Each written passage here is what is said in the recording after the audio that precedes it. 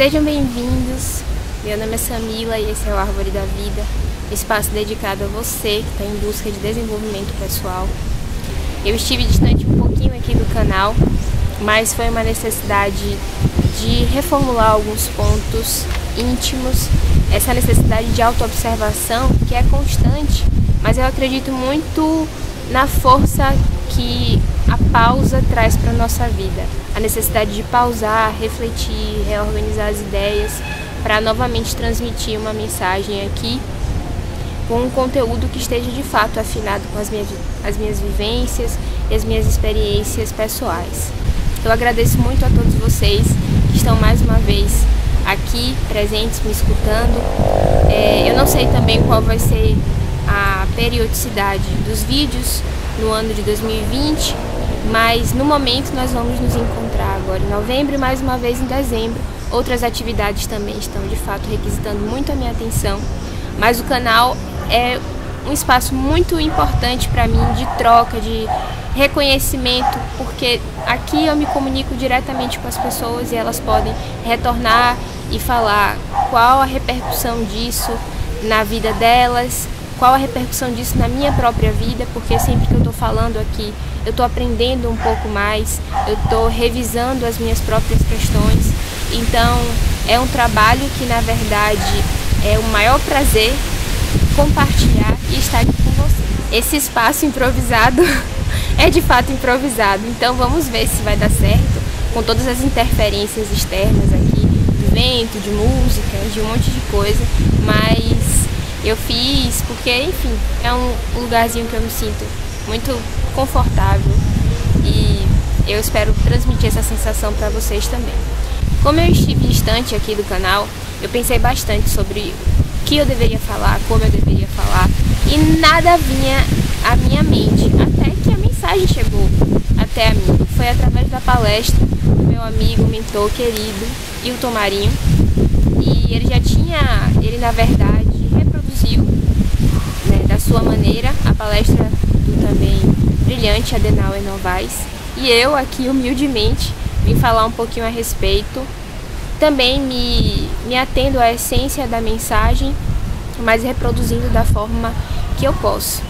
Então vamos falar sobre renovação interior, faxina interna e as suas 7 etapas. A primeira delas é a crise, né?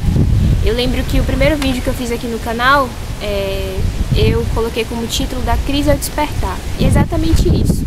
É aquele momento na vida em que tudo desmorona, mas que na verdade é o caminho, é a oportunidade de uma transformação verdadeira, mais profunda, integral, absoluta em todos os aspectos da nossa existência. É aquele momento que se está só de casa cheia, que o incômodo ele toma conta em todos os sentidos, que a gente se sente perdido e acha que não há um caminho, e de fato não há um caminho para a gente reconhecer como sair dessa situação. Por que que não há um caminho? Porque o caminho ele se constrói de acordo com os nossos questionamentos e com as nossas necessidades também. Nós passamos por diversas coisas e essas questões, essas coisas estão muito ligadas às necessidades que temos de aprendizado, sabe? Cada um constrói a sua caminhada de acordo com isso. A gente precisa às vezes encarar frente a frente alguns acontecimentos para reconhecer de forma ampliada a nós mesmos, como nos portamos e em algum ponto que nós precisamos melhorar. Também estou com a voz meio ruim aqui, mas enfim, é aquela etapa de crise que não é nada fácil, mas que é extremamente necessária. E o nosso ponto de vista, como nós reconhecemos e enxergamos isso, muda absolutamente tudo. Eu diria também que a crise, ela pode acontecer em qualquer momento das nossas vidas. E ela acontece por diversas vezes, mas há um momento de fato que é uma crise maior que nos faz despertar ou não. Às vezes, quando a crise vem e a gente não olha frente a frente para ela, o tempo passa e as coisas se amenizam, mas ela acaba voltando com uma força ainda maior, para que a gente tenha de fato a capacidade de reconhecer qual a finalidade dela, o que ela pode trazer de positivo e de transformador para as nossas vidas. Então cabe a cada um de nós sermos vigilantes e prestar atenção nisso, para aproveitar e não deixar passar, e não permitir também que venha no outro momento com uma força avassaladora.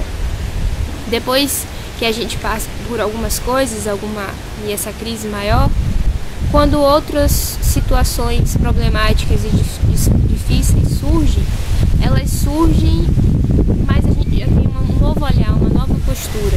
As coisas já acontecem de uma forma diferente, e isso é de fato transformador. Eu digo que eu acho que eu sempre estive imersa em crise, eu sempre me questionei muito sobre o sentido da vida, qual a minha função, qual a finalidade, até compreender que o ser humano, ele é um fim em si mesmo, mas que a gente precisa sim buscar o nosso desígnio pessoal e desdobrar ele para outras áreas da nossa existência. Isso é muito importante. Eu digo que o ápice chegou de fato aos meus 25 anos e eu tive muita sorte, porque surgiu cedo e como se manifestou de forma tão ampla, atingindo até a minha saúde, foi um momento oportuno para eu reconhecer que a partir daquele momento, ou eu transformava e saía do modo automático para viver de forma consciente, ou aquilo ia desmoronar a minha existência. A segunda etapa, então, é enxergar-se. O trabalho difícil é enxergar-se, viu? Quando a crise vem, a nossa única oportunidade de transformação é o reconhecimento amplo de si. É olhar, de fato, as luzes e sombras, os pontos fortes e os pontos de melhoria. É se reconhecer de forma integral e entender em quais aspectos, em quais pontos nós precisamos observar para buscar uma melhoria, porque a gente não se desvincula de algumas tendências, mas a gente pode transformar a nossa atuação diante do mundo. Por exemplo, inveja, ciúme, agressividade. Quem é que tem isso aí dentro? Eu tenho e eu busco caminhos para lidar com isso, e às vezes a gente erra novamente. Ninguém se torna perfeito com esse movimento de reconhecimento e identificação, mas a gente passa a ter mais autorresponsabilidade e a saber lidar com o que há dentro de nós, de uma forma racional, de uma forma ampla e não tão instintiva, e não somente instintiva. Olha o passarinho. É isso.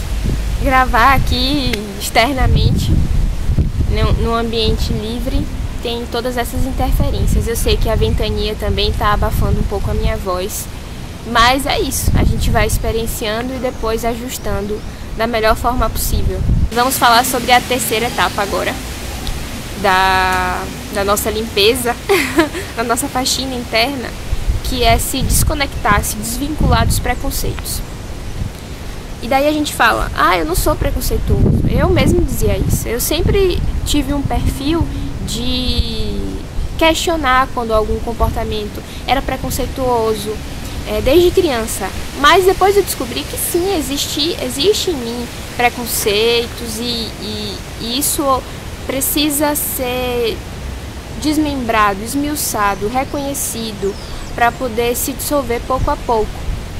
Não tem muito tempo que eu tive uma manifestação preconceituosa, não foi diretamente com ninguém, não foi alguma coisa ofensiva, mas foi uma brincadeira que depois eu me senti mal por ter feito, por ter dito, mas foi muito importante para eu reconhecer mais uma vez que, olha, aí dentro de mim ainda existe isso aí. Então vamos olhar mais uma vez, vamos novamente tentar desconstruir esse pensamento e essa forma de se manifestar. Que é isso, é vivendo que a gente aprende, que a gente se reconhece e que a gente vai reformulando as nossas ideias e as nossas posturas, não é? Mas é importante se questionar se o preconceito que existe dentro de mim, ele de fato é meu, se ele tem algum sentido, e a partir do momento que a gente se reconhece como indivíduos, como pessoas humanas, com as nossas falhas, com as nossas virtudes, nós reconhecemos que as outras pessoas também possuem falhas e virtudes. Nós não temos a capacidade de mensurar o que a história, tanto dessa pessoa quanto de toda a sua ancestralidade, repercute na sua forma de se manifestar no mundo. É óbvio que a gente não vai tolerar por causa disso qualquer circunstância, mas com certeza vamos ser muito mais pacientes, vamos ter uma capacidade maior de empatia, de se colocar no lugar do outro, ainda que a gente não possa verdadeiramente calçar os sapatos das outras pessoas, porque cada um tem a sua própria história e as suas próprias vivências, mas ter essa capacidade de empatia, de reconhecer que cada um tem as suas dificuldades e também tem coisas boas a manifestar, para compartilhar, para trazer, e se desvinculando e dissolvendo mesmo preconceito dentro de si. Isso é uma coisa que a gente faz durante toda a nossa vida, porque cada momento que a gente olha para dentro, a gente reconhece mais um pouco alguma coisa que podemos melhorar e que podemos transformar no dia a dia. Quarta etapa: desvista-se da sua persona principal. Como isso pode acontecer? Foi o que eu estava falando agora. Nós temos sim, cada um, a sua história. Vivemos circunstâncias, momentos diferentes, mas ainda assim nós somos mais do que isso. Nós vamos além disso. Nós somos mais do que a nossa profissão. Nós somos muitas pessoas em uma vida só. Somos maridos, esposas, filhos, pais, profissionais, pessoas em intimidade. São muitos desdobramentos de um ser. Mas existe uma persona principal, aquela que a gente coloca para que o mundo nos identifique de alguma forma. E isso é necessário por diversas razões, até como uma forma de proteção e uma forma de passar, a nossa identidade, como a gente quer se posicionar. Quanto mais a gente consegue se desvincular, ainda que não para as outras pessoas, mas em nossa intimidade, dessa persona principal, mais a gente se reconhece como seres integrais por completo, para além do que aparentamos ser, mas do que somos de fato. E quando a gente consegue fazer isso, o que a gente aparenta ser a nossa identidade no mundo que é passado para as outras pessoas, se afina cada vez mais com o que nós somos em essência. Entende? É a busca pela essência, é o reconhecimento mais amplo, é poder ir além do que às vezes a nossa história de vida nos proporciona. Quinta etapa: desconstruções das questões de gênero. Não estou falando sobre sexualidade, estou falando sobre não se limitar a o que a sociedade diz que o seu gênero te permite fazer ou não fazer. Mulheres podem cortar o cabelo bem curtinho, homens podem chorar, homens podem ser sensíveis e trabalhar com coisas sensíveis e humanizadas, mulheres podem ser fortes, a gente pode ser o que a gente quer, o que a gente quiser, e principalmente o que podemos fazer de melhor, o que nós podemos contribuir com o mundo, com as pessoas e com o nosso próprio desenvolvimento íntimo.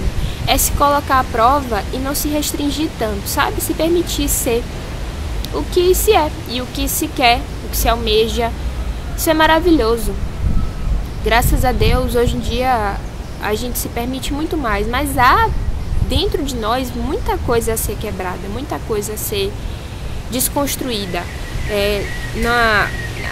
As nossas etapas, todas essas etapas de desconstrução e de autorreconhecimento, elas não acontecem necessariamente de uma forma linear, sabe?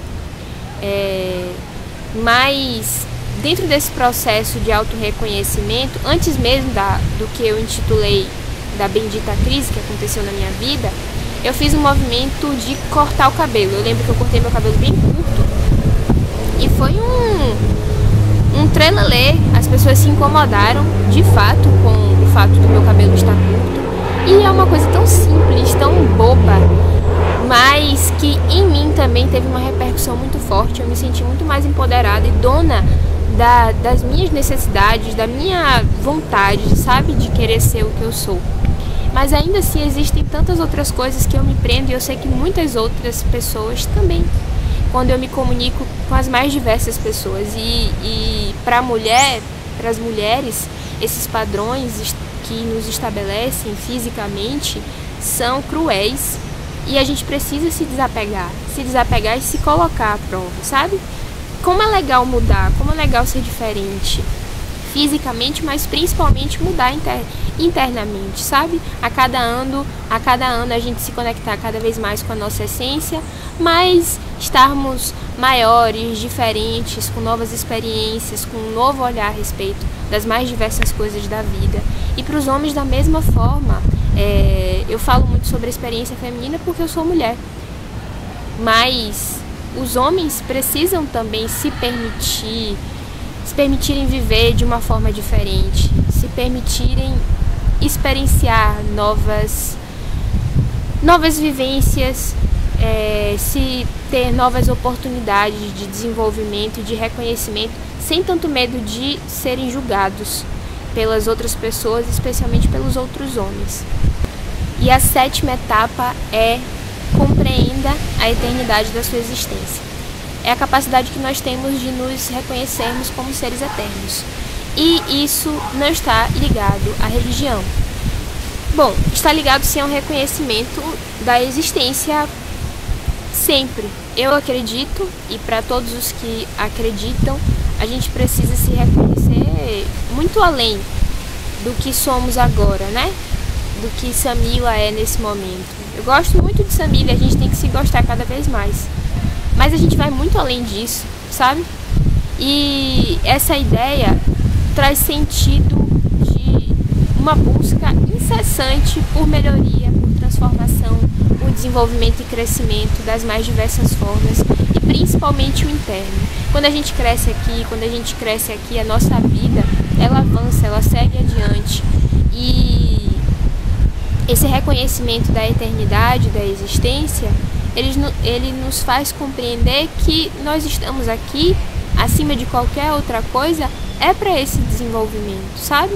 É para esse desenvolvimento. Quando a gente muda, acontece um efeito em cadeia de transformação ao nosso redor e depois mais adiante, e às vezes uma transformação silenciosa, oculta, uma profunda e longa repercussão, sabe? Nas nossas vidas e na vida de muitos. E isso é fantástico. Gente, o vídeo tá super longo. Eu sei que quem tá aí até agora assistindo é porque realmente tá interessado em escutar, e eu espero que de alguma forma eu tenha contribuído para vocês. Muita gente que se interessa pelo canal, que quer o meu bem, que quer ver o meu trabalho se desenvolvendo, fala pra mim, me dão dicas de como fazer um vídeo mais reduzido, porque as pessoas vivem em um ritmo muito acelerado, não tem tempo para assistir um vídeo longo. Mas eu vou dizer uma coisa a vocês.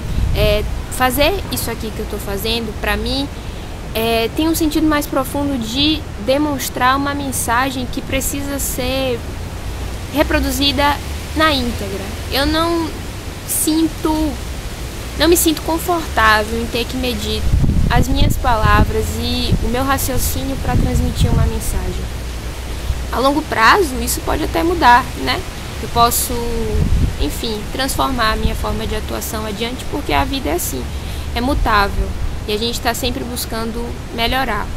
Mas no momento eu preciso falar dessa maneira, e eu espero que quem esteja escutando esteja satisfeito. De alguma forma eu possa estar contribuindo, de fato. Então, para finalizar, eu trouxe aqui uma mensagem do Mário Quintana. Eu vou ler para vocês, se chama A Vida.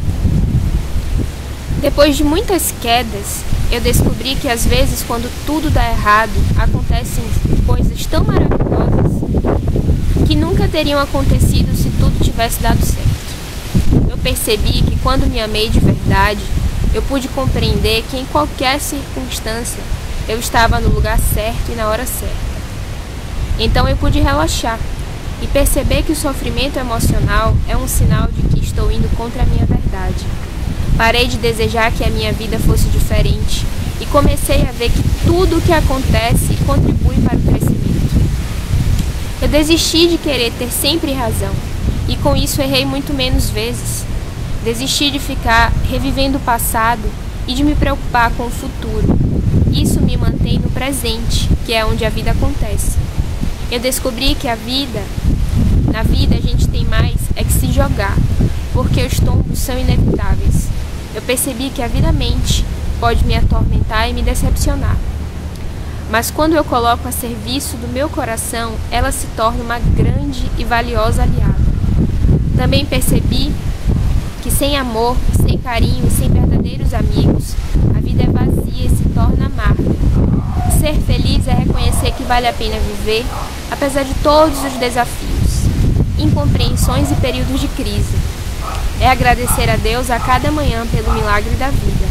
Pedras no caminho, eu guardo todas. Um dia vou construir um castelo. Muito obrigada, eu agradeço a atenção de todos os nossos